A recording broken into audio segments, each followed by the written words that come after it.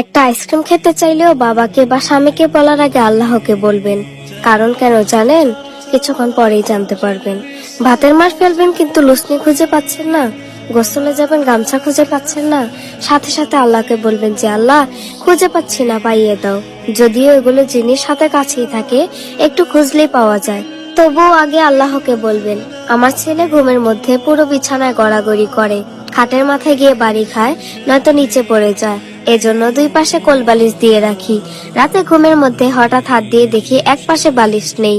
ঘুমের মধ্যে উঠে বিছানা চারপাশে খুঁজলাম, পেলাম না। বিরক্ত হয়ে শুয়ে পড়লাম। তখনই মনে খেয়াল আসলো, আল্লাহ তো জুতার ফিতাও চাইতে বলেছেন।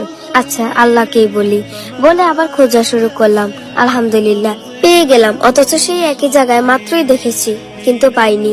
বড় বড় বিপদ ছাড়া আল্লাহকে বলার অভ্যাস নেই আমাদের, কিন্তু বলা উচিত, তাহলে জীবন সহজ হয়ে যায়।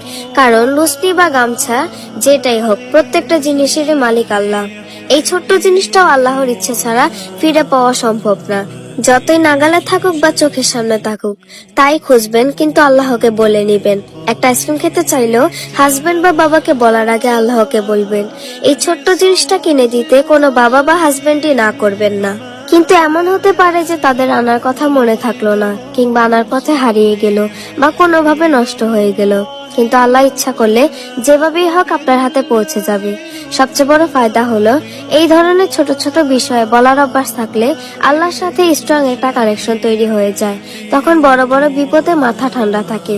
নয়তো আমরা প্যানিক করে ফেলি, হসপিটালে যাই, হাজার হাজার টাকা ঢালতে থাকি, এর কাছে বলি ওর কাছে দৌড়াই, এই সেক্টরে পরিচিত উচ্চ পদস্থ কে আছে খুঁজতে থাকি।